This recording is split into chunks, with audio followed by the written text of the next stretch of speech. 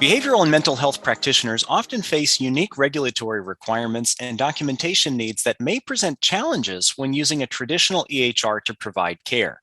With those needs in mind, eClinicalWorks has developed a dedicated behavioral health module to support the activities and documentation needs of behavioral and mental health providers as they provide critical services in health centers, integrated settings, and standalone offices. Now, to learn more about this new module and its capabilities, today we're joined by Dr. Dakota Kaiser, Clinical Director of Behavioral Health at Bridge Community Health Clinic. Dr. Kaiser, thanks so much for being here today. Thanks for having me. I'm really excited to talk about this new product. Well, we can't wait to hear what you have to say. Now, your organization is a pilot for this new module. We're thrilled that you decided to join us for that project. Tell us about Bridge Community Health Clinic and where you found yourselves at the beginning of this project. Yes, so Bridge Community Health Clinic is a federally qualified health center. We have three main service lines: primary care, dental, and then behavioral health in our department. We are a small but traditional clinic. We have outpatient mental health services, psychotherapy, medication management, a small case management service, and then some integrated services. We have been on eClinicalWorks for about a year. Up to this point, behavioral health has been using the old CCMR population health module for most of our documentation needs. It has been a challenging year. It was a challenging road to get to this point. The CCMR module was fine, but required a lot of workarounds for behavioral health, particularly behavioral health in kind of a more traditional outpatient setting. The new behavioral health module has been fantastic and has really kept us on track and got us back on track with the product. And it's really promising to meet our workflows. Well, we're certainly glad to hear that you were able to turn the corner on that one. Now, one major update for this new behavioral health module is that programs are based on a phased treatment approach. So what does that mean for your workflows? The phased workflows now offer basically three phases: a pre-admission phase, which is new for us. This allows us to do all of that prep work to get someone in the door with richer detail and more contact. Then an admission and treatment phase, and then finally kind of a traditional discharge from the program. This is really opening up some new opportunities for us. One thing we've had with our state, a regulatory requirement is that within 2 visits, you have to have a full treatment plan in place for our patients.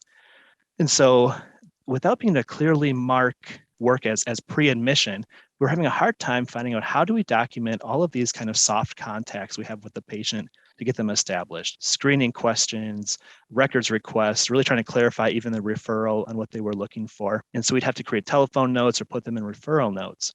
But in eCW, that content doesn't live in the same place that we want it to live in a progress note or a report. And so by having this new pre-admission phase, we can have our staff enter this information right into a progress note in the fields, in the sections of the note that the provider is going to actually use it and be looking for it right from the beginning without muddying the water about what was a real appointment, were they admitted to the program, and meeting kind of our visit clock for a treatment plan.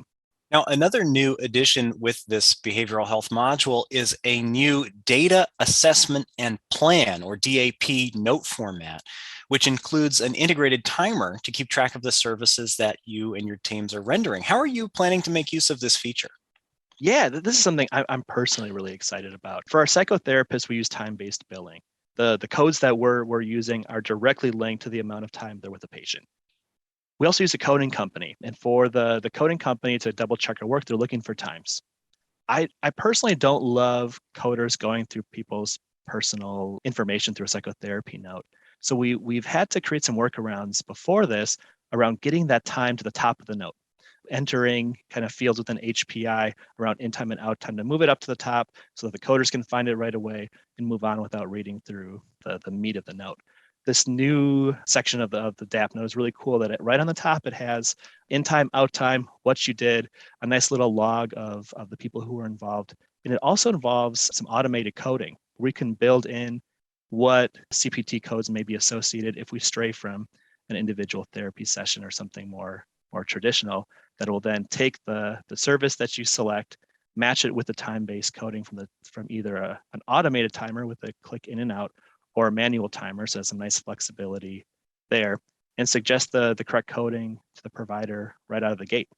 Yeah, and you actually, as you mentioned, you're able to configure these roles in your office and then state that, when a particular user logs time as their role, we should automatically assign a CPT code that's appropriate for that time and that user type. Now, you actually took a little bit more of a creative approach to using this as well. Let's talk about that. Yeah, absolutely. So the field is labeled role. And when I first saw it, it's like, well, we have psychotherapists, we have our nurse practitioner, but the CPT coding doesn't really map onto roles, it maps onto service. So what we did is we changed that up a little bit to what function are you serving? Are you doing family therapy? Are you doing crisis counseling? Are you doing traditional, individual counseling? Are you doing group work? And by shifting it from a role to more of a function, we've mapped on the different coding schemes to those functions. This module also gives users the ability to create more intelligent screening forms. What impact is that having for Bridge Community Health Clinic? Yes, I'm a psychologist. My background is in measurement. So I really love this. The smart forms have been great that came with eCW in our product to begin with. They're nice. They work for what we use them for, but they weren't complete. There was still a handful of screening tools that we use that weren't available as smart forms.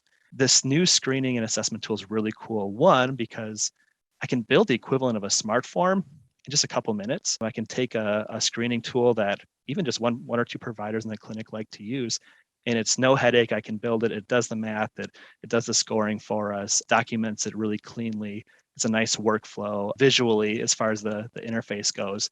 Super slick to take the things that we were already doing and being able to kind of skip the paper step instead of having them fill it on paper, chart it in the progress note, scan it into the scanned documents. We can enter it right into the progress note where it's more likely to be seen. We built out the MDQ, which we use for assessing bipolar symptoms, and kind of a build your own PCL5 for trauma. So the PCL5 comes in, I don't know, 5, 6, 7, or 8 different varieties with different kind of formulations of add-ons.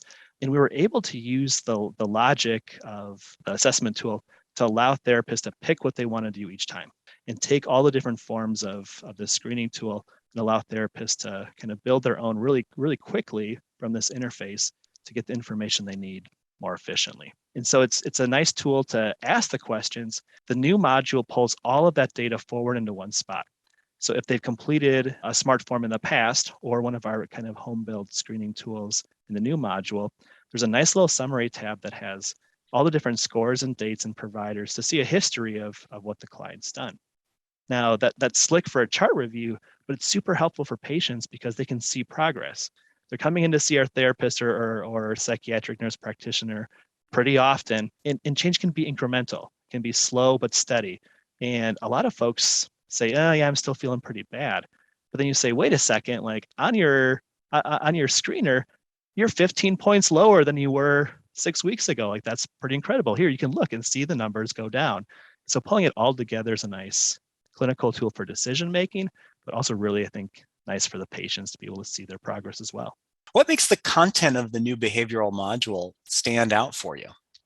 The new behavioral health module's treatment plan looks and acts how I would expect a behavioral health treatment plan to look like and act. It really matches an outpatient workflow much better than what seems to really be built more for the population health folks in the CCMR module. It's been really nice. So we have a couple of requirements in Wisconsin that aren't unreasonable, but are pretty specific. One of them being that the treatment plan needs to be in the patient's language. In the old module, it was point and click. And once you click, there really wasn't much you could do to edit or adjust the language. The new treatment plan is really slick. So first it comes with the Wiley content, which is the treatment planning books that most of our team already had on their desk. And came with that integrated in is super easy to use. So that's a huge advantage that I don't have to build, hundreds and hundreds of items of content into this treatment plan. It came with the stuff that we're already used to looking at. The next really cool feature is the edit in place feature of the treatment plan. If we find a treatment goal that's close, but not quite right, I can just click on it and change the language, as simple as typing it into the field. That's really nice. Now, another very critical component that a lot of offices are looking for is additional confidentiality capabilities. How are you planning to use those enhanced capabilities in this new module? Yeah, the coolest feature is something called a confidential note. So we publish our content to the portal, our notes to the portal immediately upon locking them. Patients can access their notes in their entirety. And not infrequently, there's things that we want to track and document that we don't necessarily want immediately available. CPS calls, concerns about abuse, maybe some components of risk, sometimes rule out information about more sensitive diagnoses. And this confidential note gives us that place. It basically creates a soft file within eCW. Things that we would normally write down on our notepad and slip in our locked desk drawer can now live electronically associated with the patient's file, but outside of the patient's file. Well, Dr. Kaiser, thank you so much for taking the time to speak with us today about these new features in the behavioral health module. We hope they're going to make a big difference for you and your patients over there at Bridge Community Health Clinic. Thank you so much. You're very welcome. It was a pleasure talking with you, and we're really enjoying this product and happy to keep sharing more with folks as we keep learning more about it and taking the next steps in our journey. Well, if you'd like to learn more about any of the topics that we discussed here today, you can check out my.eclinicalworks.com or speak with your strategic account manager. Also, don't forget to check out our other podcast episodes on YouTube, Apple Podcasts, and my.eclinicalworks.com. For the eClinicalWorks podcast, I'm Adam Salati, and thanks for watching.